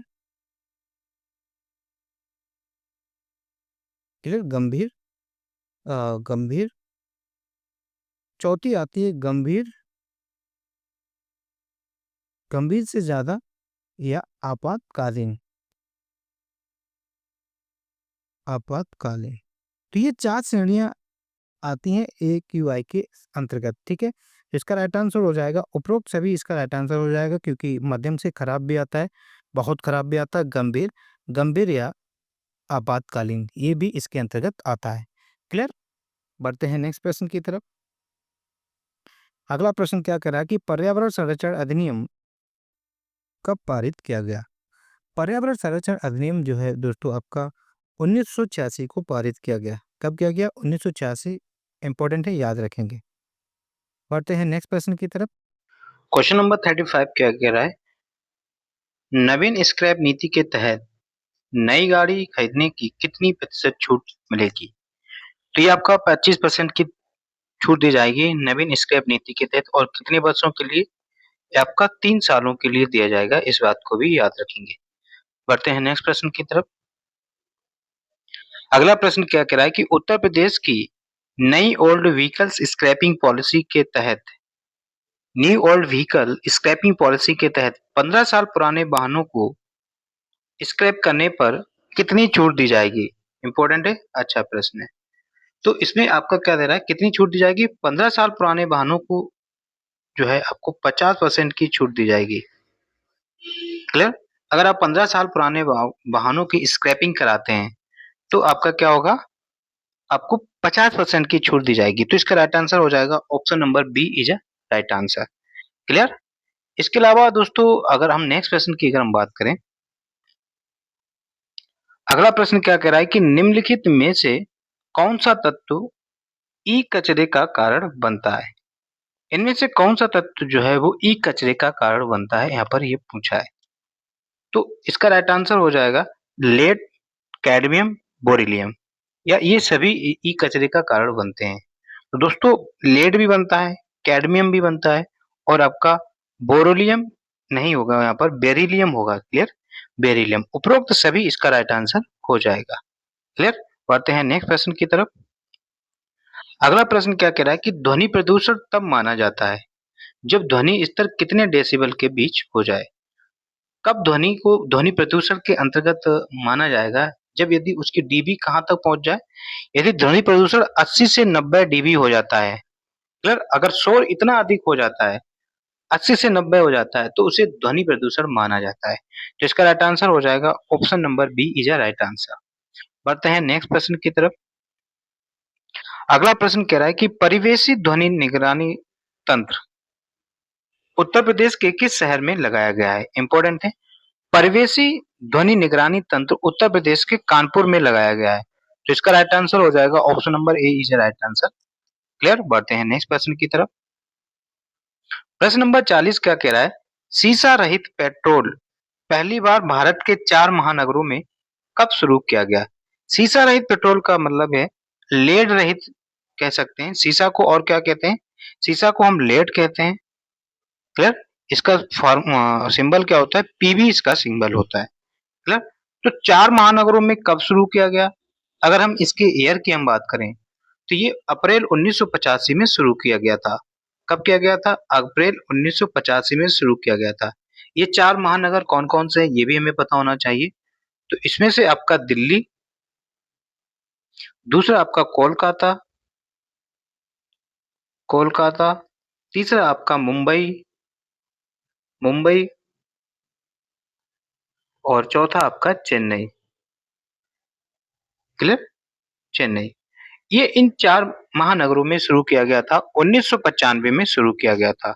इसका राइट आंसर हो जाएगा option number D is a right answer. Lead रहित पेट्रोल पहली बार 4 महानगर कौन-कौन से हैं ये भी आप लोगों ने देख लिया। किस वर्ष किया गया था शुरू? 1995 में किया गया था। बढ़ते हैं नेक्स्ट प्रश्न की तरफ। अगला प्रश्न कह रहा है कि सड़क सुरक्षा से क्या तात्पर्य है? सड़क सुरक्षा का मतलब क्या है? तो सड़क की सुरक्षा करना नहीं, सड़क सुरक्षा का मतलब सड़क की सुरक्षा करना नहीं होता है। सड़क पर यातायात तो दुर्घटना से सुरक्षा करना, ये इसका राइट आंसर हो जाएगा। दुर्घटना ना हो इसलिए सड़क सुरक्षा का तात्पर्य ये है। तो सड़क सुरक्षा पर का तात्पर्य है सड़क पर यातायात दुर्घटना से सुरक्षा करना। क्लियर। ऑप्शन नंबर बी इसका राइट आंसर हो जाएगा। क्लियर। बढ़ते हैं नेक्स्ट प्रश्न की तरफ। अगला प्रश्न कह रहा है कि मोटर वाहन अधिनियम 2019 दोस्तों 2019 में अधिनियम आया था जिसका नाम है मोटर वाहन अधिनियम 2019 के अनुसार हेलमेट नहीं पहनने पर कितने रुपए का चालान किया जाएगा? अगर आपसे ये चालान हुआ होगा तो आपको तो याद ही होगा कि कब कितना होता है। दोस्तों ये अधिनियम किसकी जगह आया पहले तो ये याद रखेंगे। इस अधिनियम ने किस अधिनियम को रिप्लेस किया ये याद रखेंगे, इंपॉर्टेंट है। क्लियर। फिर इसके बाद हम लोग बात करेंगे कि किसमें कितने कितने आए हैं। क्लियर। दरअसल ये जो अधिनियम है ये मोटर वाहन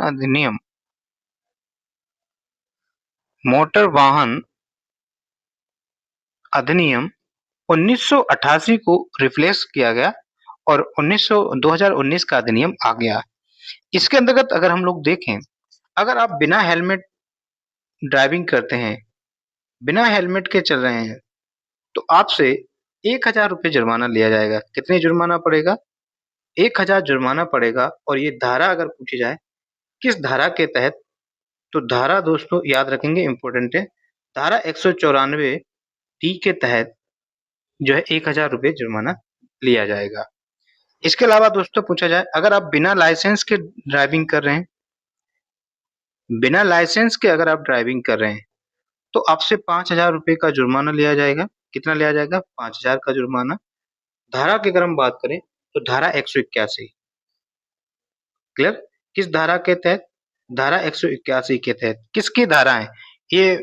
इनकी धाराएं मोटर वाहन अधिनियम के अंतर्गत जो धारा दी गई होगी उनके अंतर्गत ये इतना 5000 रुपये जुर्माना होगा। अगर आप ट्रिपलिंग कर रहे हैं, क्लियर, एक बाइक पर 3 लोग अगर सवारियां हैं तो भी आपसे 1000 रुपये जुर्माना होगा। क्लियर। अगर आप नशे में ड्राइविंग कर रहे हैं तो इसके लिए आपसे 10,000 रुपये का जुर्माना है। क्लियर। किस धारा के तहत? धारा 185 के तहत। क्लियर। बढ़ते हैं नेक्स्ट प्रश्न की तरफ। अगला प्रश्न क्या कह रहा है? ब्रासिलिया घोषणा का संबंध किससे है? ये पूछा ये ब्रासिलिया घोषणा है इसका संबंध किससे है? ब्रासिलिया घोषणा का संबंध दोस्तों सड़क सुरक्षा से है। किससे है? सड़क सुरक्षा से है। याद रखेंगे। इंपॉर्टेंट है। और ये कब आई? ये घोषणा हुई थी 2015 को, ये डिक्लेरेशन हुआ था। क्लियर? बढ़ते हैं नेक्स्ट प्रश्न की तरफ। अगला प्रश्न क्या कह रहा है कि ऐसी सड़कें जो किसी जिले के विभिन्न स्थानों को जिला मुख्यालय से जोड़ती हैं, उन्हें क्या कहते हैं? ऐसी सड़कें जो किसी जिले के विभिन्न स्थानों को जिला मुख्यालय से जोड़ते हैं, उन सड़कों को जनपद सड़कें कहा जाता है। क्या कहा जाता है? जनपद सड़कें कहा जाता है, या फिर यहाँ पर इनको जिला सड़कें बोलेंगे। क्लियर? जिला सड़कें बोलेंगे। बढ़ते हैं नेक्स्ट प्रश्न की तरफ। अगला प्रश्न क्या कह रहा है कि यात्रियों को ले जाने के लिए उपयोग किए जाने वाले 5 मोटर वाहन जिसमें 9 या 9 से अधिक सीटें होती हैं, उनके लिए एक्सप्रेस वे पर अधिकतम गति निर्धारित होती है। क्लियर? यहाँ पर ये पूछा जा रहा है कि यात्रियों को ले जाने के लिए उपयोग किए जाने वाले मोटर वाहन, यहाँ 5 नहीं होगा, ओनली मोटर वाहन है, ठीक? ऐसे मोटर वाहन जिनमें 9 सीटें हों या 9 से अधिक सीटें हों, इनके लिए अधिकतम गति कितनी होगी? एक्सप्रेस वे पर आप चल रहे हैं तो अधिकतम आप 100 की स्पीड से चल सकते हैं। क्लियर? इन वाहनों को हम M2 वाहन भी कहते, M2 और M3 वाहन बोलते हैं। M2 वाहन क्या होता है? ये याद रखेंगे, एक M2 वाहन होता है, एक आपका M3 वाहन होता है। क्लियर? ऐसे वाहन जिसमें एक ड्राइवर की सीट और 8 सीटें हों, तो उन वाहनों को M2 वाहन कहते हैं। और ऐसे वाहन जिनमें एक ड्राइवर की सीट हो और एक 8 से अधिक सीटें हैं, तो वहां पर आपका M3 वाहन होता है। इस बात को भी याद रखेंगे। नेक्स्ट प्रश्न क्या कह रहा है? जब कोई वाहन रात्रि के समय रास्ते में पार्क किया गया हो, तो क्या होना चाहिए? क्या सभी लाइटें ऑन होनी चाहिए? पार्किंग लाइट को ऑन रखना चाहिए? सभी लाइटें ऑफ कर देनी चाहिए? उपरोक्त में से कोई नहीं। जब कोई वाहन रात्रि के समय रास्ते में पार्क किया जाए, तो आपको पार्किंग लाइट को ऑन रखना चाहिए। क्लियर? क्या रखना चाहिए? पार्किंग लाइट को ऑन रखना चाहिए। अगर आपसे पूछा जाए कि इन पार्किंग लाइट का कलर कैसा होता है, क्लियर, तो याद रखेंगे, इंपॉर्टेंट है। अगर आपका फ्रंट वाले की अगर हम बात करें, जो गाड़ी के आगे की जो लाइटें होती हैं, उनका कलर जो है आपको व्हाइट कलर देखने को मिलता है। क्या होता है? व्हाइट कलर होता है। या आप कभी-कभी अंबर कलर भी देखने को मिलेगा। अंबर मतलब हल्का सा येलो, है ना? कलर देखने को मिलेगा।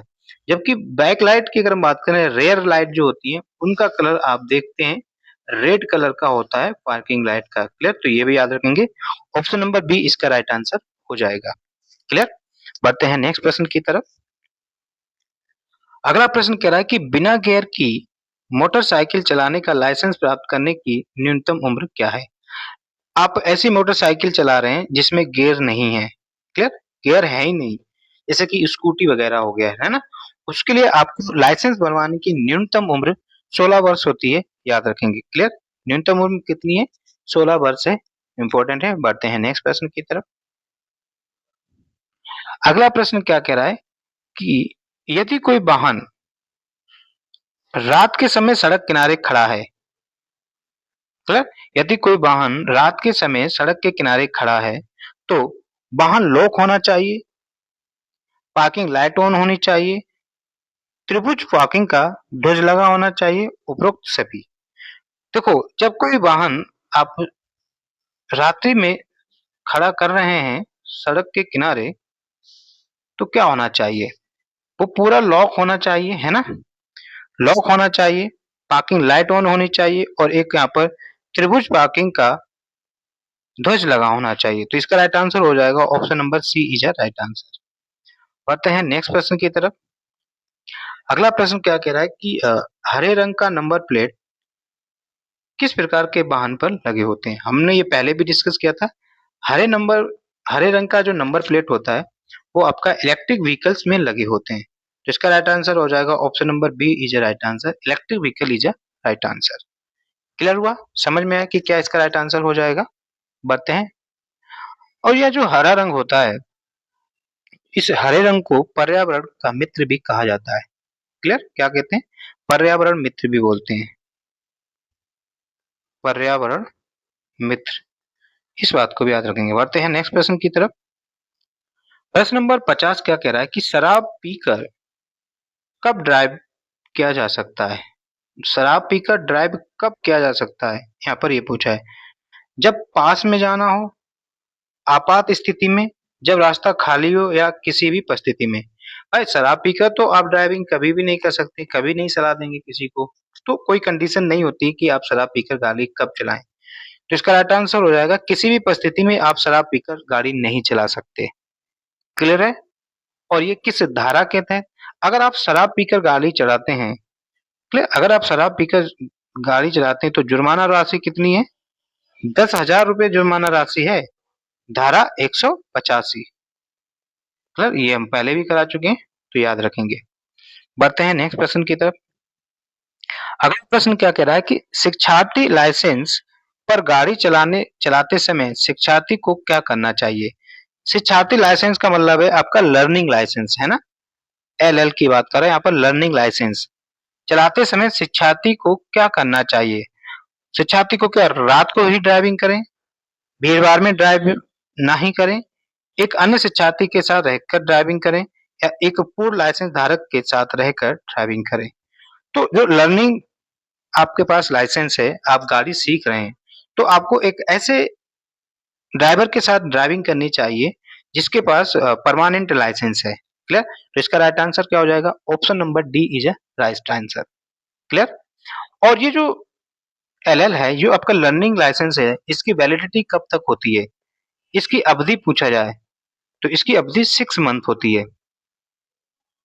क्लियर? ड्राइविंग लाइसेंस आपका लर्निंग लाइसेंस 6 महीने के लिए होता है, इस बात को याद रखेंगे।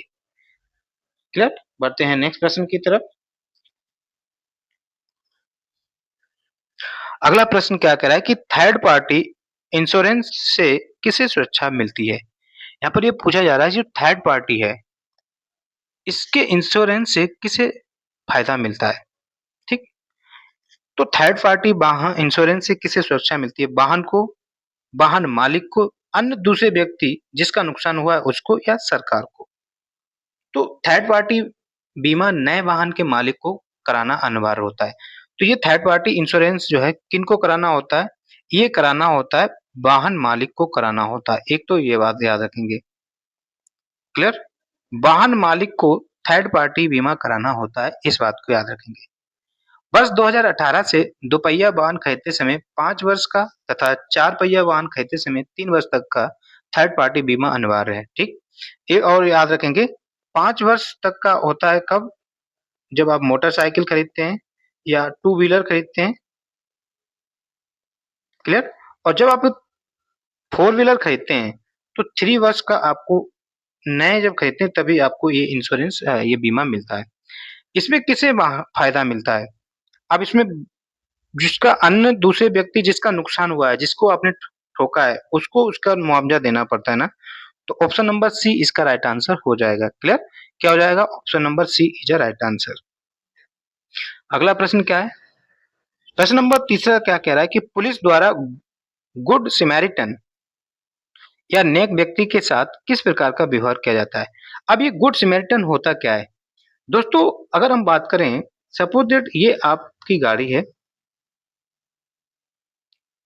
क्लियर? ये आपकी गाड़ी है, इस तरह से प्रॉपर तरीके से बना देते हैं। और ये आपकी कोई साइकिल है, ठीक है?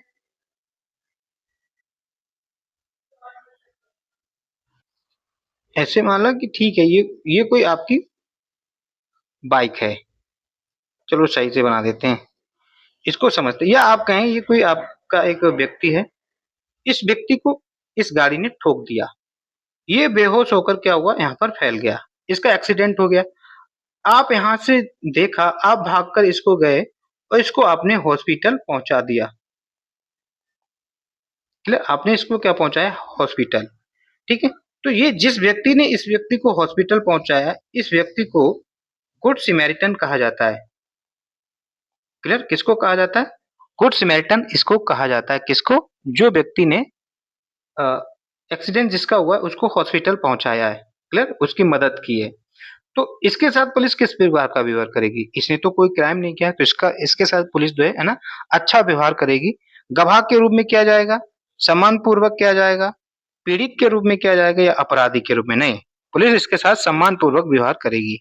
तो इसका राइट आंसर हो जाएगा यहाँ पर option number B is a right answer. ये बात समझ में है गुड समैरिटन किसे बोलते हैं। अगला प्रश्न क्या कह रहा है कि जब एक प्रमुख सड़क तथा एक छोटे मार्ग एक दूसरे को काटते हैं तो प्राथमिकता किसे दी जाती है। कह रहा है कि एक छोटा मार्ग है, तो ये कोई छोटा मार्ग है, ज्यादा मेन रोड नहीं है, और ये एक बड़ा मार्ग जब एक दूसरे को काटते हैं तो आप बड़ा रोड वाले व्यक्ति को जाने देंगे, इस व्यक्ति को ज्यादा प्रेफरेंस देंगे या प्रमुखता देंगे बड़े रोड को, ठीक है। तो मुख्य सड़क वाले यातायात को प्राथमिकता दी जाएगी। क्लियर, मुख्य नहीं, यहाँ पर मुख्य सड़क होगा ना, मुख्य या प्रमुख सड़क को यातायात में दी जाएगी। ऑप्शन नंबर सी इसका राइट आंसर हो जाएगा। अगला प्रश्न क्या कह रहा है कि वाहन को रोकने का सुरक्षित तरीका क्या है। किसी वाहन को आपको रोकना है तो उसके लिए सुरक्षित तरीका क्या है। पहले आप ब्रेक व क्लच एक साथ पहले क्लच दबाएं फिर ब्रेक दबाएं। नहीं, पहले ब्रेक दबाएं फिर क्लच दबाएं। यस, ऑप्शन नंबर बी इसका राइट आंसर हो जाएगा। पहले आपको ब्रेक दबाना है फिर आप क्लच दबाएंगे। क्लियर, तो इसका राइट आंसर हो जाएगा option number B is a right answer. किसी वाहन को रोकने का सुरक्षित तरीका यही है, पहले ब्रेक फिर क्लच। क्लियर, बढ़ते हैं नेक्स्ट प्रश्न की तरफ। अगला प्रश्न क्या कह रहा है कि भारत में प्रतिवर्ष सड़क दुर्घटना में लगभग कितने लाख लोग घायल होते हैं। यहाँ पर ये पूछा है। वर्ष 2020 में स्वीडन में आयोजित नहीं नहीं अगर नहीं भारत में प्रतिवर्ष सड़क दुर्घटना में कितने लोग घायल होते हैं, यहाँ पर ये पूछा है। तो लगभग 5 लाख लोग प्रतिवर्ष घायल होते हैं। इसका राइट आंसर हो जाएगा option number A is a right answer. बढ़ते हैं नेक्स्ट प्रश्न की तरफ। अगला प्रश्न क्या कह रहा है कि वर्ष 2020 में स्वीडन में आयोजित सड़क सुरक्षा पर तृतीय उच्च स्तरीय वैश्विक सम्मेलन का लक्ष्य क्या था। इसका लक्ष्य पूछा है। क्या इसका लक्ष्य 2025 तक शून्य सड़क दुर्घटना मृत्यु स्थिति, 2030 तक शून्य सड़क दुर्घटना मृत्यु की स्थिति, यही इसका राइट आंसर है। ऑप्शन नंबर बी इसका राइट आंसर हो जाएगा। 2030 तक शून्य सड़क दुर्घटना हो, ये लक्ष्य रखा गया था। प्रश्न नंबर 58 की अगर हम बात करें, कह रहा है कि निम्न में से सही कथन है, इसमें से कौन सा कथन सही है, ये यहाँ पर पूछा है। क्लियर, तो क्या कह रहा है कि ऑप्शन नंबर 1 देखें, शराब गाड़ी चलाने की क्षमता को बढ़ा देती है। शराब गाड़ी बढ़ाने की क्षमता को नहीं। कुछ लोगों पर ज्यादा शराब पीने का कोई असर नहीं पड़ता, ये भी गलत है। असर तो सब पर थोड़ा थोड़ा पड़ता है। अगर आप शराब पीने से पहले ढेर सारा खाना खा लें तो शराब का असर नहीं होगा, ऐसा कहाँ है, होता है। पेट भरा होने से नशा धीरे धीरे चढ़ता है, ये बात ठीक है, लेकिन शराब का प्रभाव पूरा पड़ता है। ठीक, तो option number D is a right answer हो जाएगा। बढ़ते हैं नेक्स्ट प्रश्न की तरफ। अगला प्रश्न क्या कह रहा है कि पानी से भरे रास्ते पर वाहन ले जाते समय, अगर कोई रास्ता है, क्लियर, और यहाँ पर पानी भरा हुआ है, तो ये पूछा जा रहा है कि वाहन को किस तरफ ले जाना चाहिए, साइड से ले जाना चाहिए या फिर बीच से ले जाना चाहिए। देखते हैं, वाहन दाएं किनारे से ले जाना चाहिए। नहीं, दाएं किनारे से नहीं ले जाना चाहिए, बाएं किनारे से भी नहीं ले जाना चाहिए। पानी भरा है, अब पता नहीं इधर कितनी खाई है, इतना गड्ढा है, पता नहीं, तो सड़क रोड वाहन को बीचों बीच से ले जाना चाहिए, तो सड़क के बीच से चलाना चाहिए। क्लियर, इस बात को याद रखेंगे। बढ़ते हैं नेक्स्ट प्रश्न की तरफ। प्रश्न नंबर 60 क्या कह रहा है कि शराब पीकर वाहन चलाने से क्या होता है। क्या दूर तक साफ दिखाई देता है, नहीं। आनंद का आभास होता है, ये भी नहीं। थकावट नहीं होती, ये भी नहीं। प्रतिक्रिया समय में बदलाव आता है, ये आपका बिल्कुल सही है। दोस्तों, जैसा कि आप जानते हैं कि अगर आप या कोई भी व्यक्ति नशे में है तो उसका जो रिस्पॉन्स पावर जो होती है वो स्लो हो जाता है, तो इसका राइट आंसर हो जाएगा option number D is right answer. आप देखते हैं कि शराब पीकर जो व्यक्ति चलता है वो अपने पैरों को कितने धीरे धीरे कड़कड़ाता हुआ जाता है ना, तो रिस्पॉन्स टाइम जो होता है वो कम हो जाता है मोस्टली। इसका नेक्स्ट प्रश्न क्या कह रहा है, क्वेश्चन नंबर 61 की अगर हम बात करें, कह रहा है कि एबीसी क्या है। एबीसी का मतलब होता है एंटी लॉक ब्रेकिंग सिस्टम। ये एक मानक प्रणाली होती है, इसमें क्या होता है कि जब हम ब्रेक लगाते हैं तो ब्रेक लगाने में हमें ये वाहन को नियंत्रण करने में आसानी होती है या अधिक प्रभावी बनाता है एबीसी। अगला प्रश्न क्या कह रहा है कि बुद्धिमान परिवहन प्रणाली में एआई से क्या फायदा है। दोस्तों, जो बुद्धिमान परिवहन प्रणाली में एआई जो होती है वो हमारे पर्यावरण में जो प्रदूषक होते हैं उनको पहचान करता है, उनको डिटेक्ट करता है और उनको रोक देता है, उन पर अंकुश लगा देता है। तो इसका राइट आंसर हो जाएगा option number B is a right answer, पर्यावरण प्रदूषण पर अंकुश लगाता। नेक्स्ट प्रश्न क्या कह रहा है, प्रश्न नंबर 3। अगला प्रश्न कह रहा है कि high security registration plate HSRP। तो HSRP की फुल फॉर्म भी पूछी जाती है, क्या है आपका हाई सिक्योरिटी रजिस्ट्रेशन प्लेट। तो इसमें पूछा जा रहा है कि वाहन मालिकों द्वारा किस प्रकार के फॉन्ट और शैलियों का प्रयोग किया जाता है। ये जो प्लेट होती है, इस तरह से कोई आपकी प्लेट है, ये आपका माना कि इस तरह से यूपी 78 और HD करके है। यहाँ पर जो लेटर होता है ये फॉन्ट होते हैं। इनका कह रहा है कि फॉन्ट और शैली किस प्रकार की होती है, क्या अलग अलग होती? नहीं, इसमें एक ही फॉन्ट और एक ही फॉन्ट नहीं होगा, यहाँ पर फॉन्ट होगा और शैली का प्रयोग किया जाता है। एक समान फॉन्ट और शैली प्रयोग की जाती है। इसके अलावा ये पूछा जाए कि ये HSRP प्लेट जो है ये किस चीज की बनी होती है, किस धातु की बनी होती है। तो दोस्तों ये आपकी एल्यूमिनियम धातु की बनी होती है। क्लियर, एल्यूमिनियम धातु की बनी होती है, इस बात को याद रखेंगे। क्लियर, और ये किसके द्वारा बनाई जाती है, ये प्लेट का जो बनाया जाता है ये RTO द्वारा बनाया जाता है। RTO का मतलब है यहाँ पर रीजनल ट्रांसपोर्ट ऑफिस। क्लियर, ये याद रखेंगे। इसके अलावा दोस्तों ये प्लेट जो है किसी भी वाहन में फ्रंट साइड में आगे और पीछे मतलब रेयर दोनों ही जगह अनिवार्य है। क्लियर, ये जो HSRP प्लेट है ये वाहन के आगे भी लगी होनी चाहिए और पीछे भी लगी होनी चाहिए। क्लियर, इस बात को याद रखेंगे। बाकी इनकी साइज की अगर हम बात करें तो अलग अलग वाहनों के लिए इनके अलग अलग साइज होते हैं। जैसे कि अगर हम बात करें 34 सेंटीमीटर इंटू 20 सेंटीमीटर आपकी प्लेट की लंबाई और चौड़ाई होनी चाहिए। ये यहाँ पर लंबाई है, ये और चौड़ाई है। ये आपके MCV व्हीकल हो और आपके हैवी कॉमर्शियल व्हीकल, ठीक है, मीडियम कॉमर्शियल व्हीकल और हैवी कॉमर्शियल व्हीकल की प्लेटों की जो साइज होना चाहिए वो 34 सेंटीमीटर टू 20 सेंटीमीटर होने चाहिए। क्लियर, इसके अलावा अगर आपसे हम लाइट व्हीकल की अगर हम बात करें, जो छोटे वाहन है उनके साइज की अगर हम बात करें तो 50 सेंटीमीटर टू 12 सेंटीमीटर होनी चाहिए। ये हम बात कर रहे हैं LMV की। ठीक, लाइट मोटर व्हीकल की हम बात कर रहे हैं तो लाइट मोटर व्हीकल के लिए कितनी होनी चाहिए 50 सेंटीमीटर इंटू 12 सेंटीमीटर।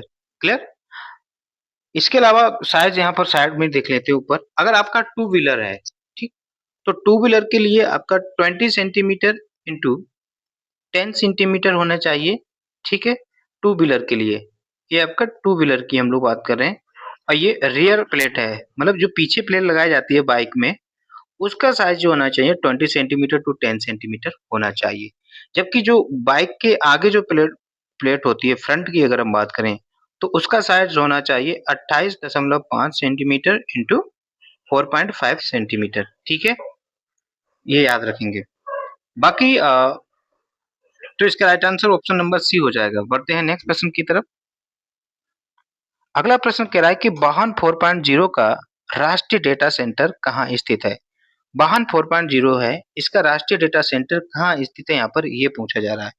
तो दोस्तों इसका डेटा जो है नई दिल्ली में स्थित है। ये कहाँ पर है, नई दिल्ली में स्थित है।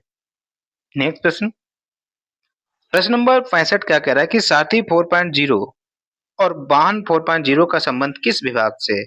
इनका संबंध परिवहन विभाग से, क्योंकि चैप्टर ही परिवहन वाला है तो परिवहन विभाग से इसका राइट आंसर हो जाएगा। नेक्स्ट प्रश्न की हम बात करें 66 क्या कह रहा है कि उत्तर प्रदेश में बिना हाई सिक्योरिटी रजिस्ट्रेशन प्लेट यानी कि HSRP लगे वाहनों को कितना जुर्माना लगाया गया है। अगर आप बगैर HSRP के कोई गाड़ी चला रहे हैं तो आपको कितना जुर्माना देना पड़ेगा, ये यहाँ पर पूछा जा रहा है। तो आपको 5,000 रुपए जुर्माना लगाया जाएगा। क्लियर, इसका राइट आंसर हो जाएगा option number B is a right answer. अगला प्रश्न कह रहा है कि BS सीरीज नंबर प्राप्त करने के लिए आपको यदि BS सीरीज नंबर प्राप्त करना है तो वाहन मालिक को कौन सा फॉर्म संख्या भरना पड़ेगा। अगर आपको BS सीरीज नंबर प्राप्त करना है, BS सीरीज का मतलब होता है भारत सीरीज। क्लियर, और ये कब आया था, ये शुरू कब हुआ, इस बात को याद रखें। तो ये 2021 में शुरू हुआ है। इसका मतलब होता है भारत सीरीज। बीएच का मतलब क्या है? भारत और सीरीज। ठीक, ये भारत सीरीज नंबर किन लोगों को जरूरत पड़ती है? ये उन लोगों को जरूरत पड़ती है, उन वाहन मालिकों को जरूरत पड़ती है जो एक राज्य से दूसरे राज्य में जाते हैं। ठीक है, एक राज्य से दूसरे राज्य में जाना। क्लियर? जिसे एक राज्य से दूसरे राज्य में भ्रमण करना होता है या कोई ट्रांसपोर्ट वगैरह करना होता है, उन वाहनों को बीएस सीरीज नंबर चाहिए होता है और उसके लिए ये लोग फॉर्म भरते हैं। फॉर्म संख्या 20 भरी जाती है। बीएस सीरीज नंबर प्राप्त करने के लिए वाहन मालिकों को फॉर्म संख्या 20 भरना पड़ता है। क्लियर? बढ़ते हैं नेक्स्ट प्रश्न की तरफ। अगला प्रश्न क्या कह रहा है कि हाई सिक्योरिटी नंबर प्लेट के होलोग्राम के स्टिकर में सूचनाएं संग्रहित होती हैं। आपने देखा होगा कि जो प्लेट्स होती हैं, अब तो ज्यादातर सभी लोगों के पास बाइक है, उसमें जो होलोग्राम लगा होता है, उस होलोग्राम में क्या होता है? वाहन मालिक का नाम होता है? नहीं, वाहन मालिक का नाम नहीं होता है। गाड़ी का इंजन नंबर होता है और गाड़ी का चेसिस नंबर होता है। तो इसका राइट आंसर हो जाएगा बी और सी, दोनों ही इसका राइट आंसर हो जाएगा। अगले बात करें अगले प्रश्न की। किस रंग की नंबर प्लेट पर नंबर की बजाय अशोक चिन्ह लगाया जाता है? तो किस रंग की कह रहा है कि कौन से रंग की नंबर प्लेट होती है, वहां पर नंबर की बजाय अशोक चिन्ह लगाया जाता है? ये यहाँ पर प्रश्न पूछा जा रहा है और अच्छा प्रश्न है, इंपॉर्टेंट है। आपने दोस्तों प्रेसिडेंट की और राज्यपाल की अगर गाड़ियां देखी होंगी तो उनकी प्लेट क्या होती है? रेड कलर की होती है, जिसमें आपका अशोक चिन्ह लगा होता है ना। तो लाल रंग की नंबर प्लेट पर अशोक चिन्ह का लगाया जाता है, याद रखेंगे। क्लियर? नेक्स्ट प्रश्न की अगर हम बात करें, अगला प्रश्न क्या कह रहा है कि गाड़ियों के नंबर प्लेट के रूप में प्रयोग किया जाने वाला HSRP का फुल फॉर्म क्या है? इसका फुल फॉर्म होता है हाई सिक्योरिटी रजिस्ट्रेशन प्लेट। तो हाई सिक्योरिटी रजिस्ट्रेशन प्लेट इसका राइट आंसर हो जाएगा। तो हाई सुपर रजिस्ट्रेशन प्लेट नहीं, high security registration plate, option number B इसका राइट आंसर हो जाएगा, हिडन सिक्योरिटी नहीं। बढ़ते हैं नेक्स्ट प्रश्न की तरफ। अगला प्रश्न क्या कह रहा है कि वर्तमान में भारत में कौन सा उत्सर्जन मानक सभी नए वाहनों पर लागू है? वर्तमान में कौन सा उत्सर्जन मानक, याद रखना क्या पूछा जा रहा है, उत्सर्जन मानक में सभी नए वाहनों पर लागू है? कौन सा लागू है? BS6। तो BS6 जो है वर्तमान में सभी नए वाहनों पर लागू होता है। क्लियर है? बढ़ते हैं नेक्स्ट प्रश्न की तरफ। अगला प्रश्न क्या कह रहा है कि नई कार या बाइक के लिए प्रदूषण प्रमाण पत्र कितने साल के लिए वैध होता है? ये भी अच्छा प्रश्न है। आप कोई नई कार खरीद रहे हैं या बाइक खरीद रहे हैं, आपके लिए जो प्रदूषण प्रमाण पत्र मिलता है वो आपका कितने साल के लिए वैध होता है? यहाँ पर ये प्रश्न पूछा जा रहा है। तो दोस्तों ये आपका 1 साल के लिए वैध होता है। कितने के लिए होता है? 1 साल के लिए। उसके बाद प्रत्येक 6 माह में रिन्यू कराना पड़ता है। इसके बाद क्या होता है? प्रत्येक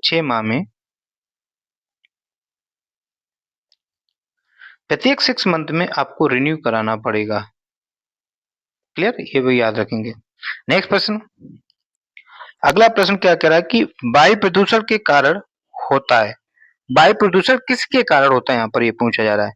कार्बन मोनोऑक्साइड, हाइड्रोजन, बेंजीन और उपरोक्त सभी। ये सभी जो है वायु प्रदूषण में प्रमुख भूमिका निभाते हैं। इनमें से अहम होता है आपका कार्बन मोनोऑक्साइड। प्रश्न नंबर 74 क्या कह रहा है कि ड्राइविंग लाइसेंस की मान्यता कितने दिन की होती है? अच्छा, आपको जो ड्राइविंग लाइसेंस मिल रहा है उसकी मान्यता कितने दिन की है, कितने दिन की होती है, यहाँ पर ये पूछा जा रहा है। क्लियर? तो ड्राइविंग लाइसेंस जारी करने की तारीख से 20 वर्ष इसकी जो मान्यता होती है वो होती है आपकी 20 वर्ष। 20 वर्ष या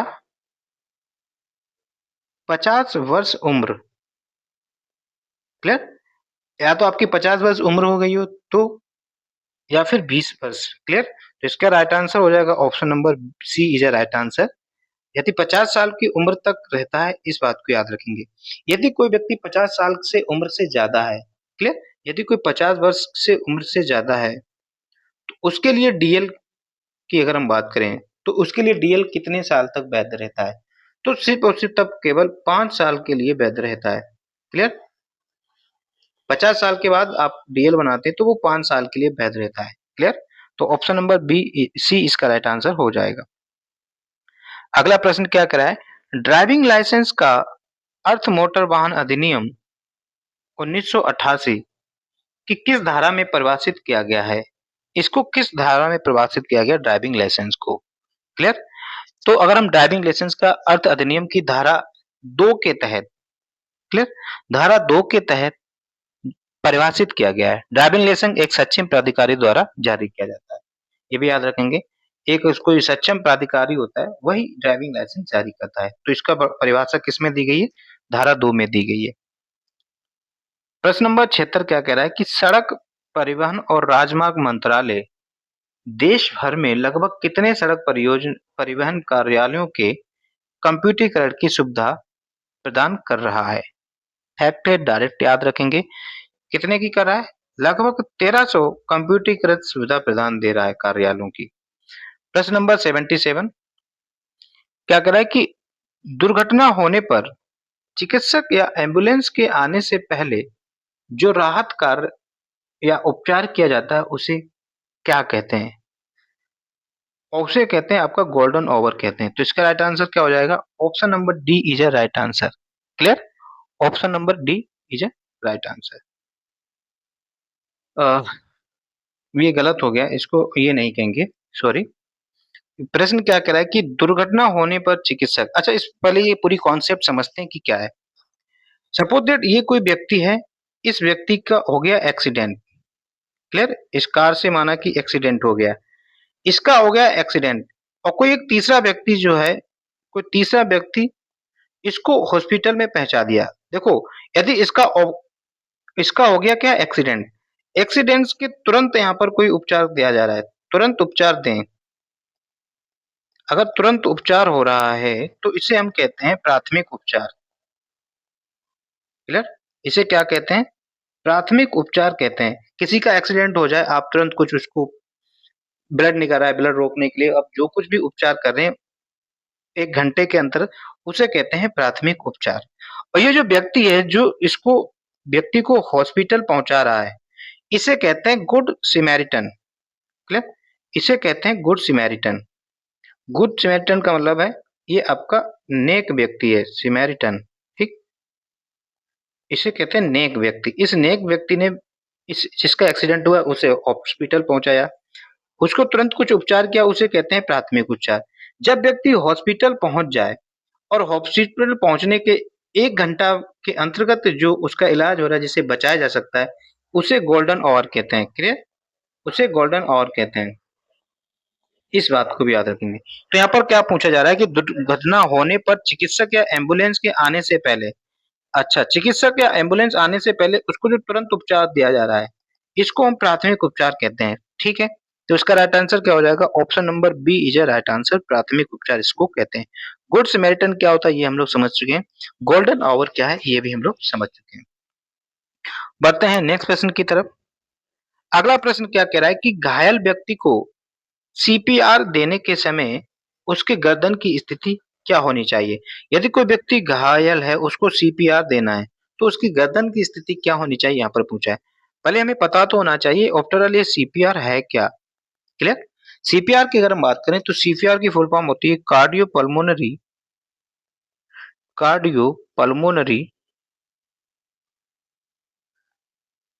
रिससिएशन।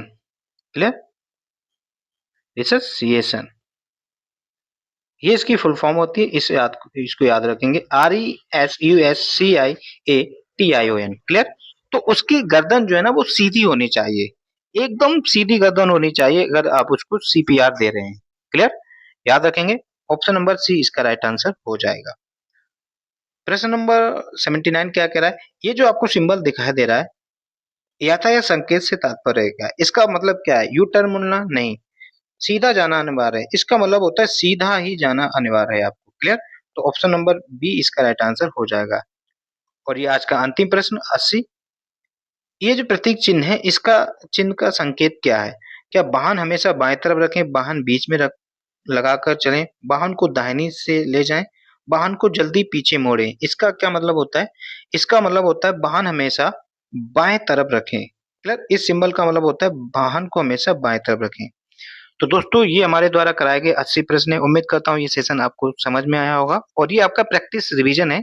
तो जल्दी से जल्दी ज़्यादा से ज़्यादा आप रिवीजन करके जाएँ, यही इसका उद्देश्य है। सो आपको ये वीडियो अच्छा लगा हो तो वीडियो को लाइक करें, चैनल में नए हैं तो चैनल को सब्सक्राइब करें। जल्दी आपको सेट 2 देखने को मिलेगा। सो थैंक यू दोस्तों, जय हिंद, जय भारत।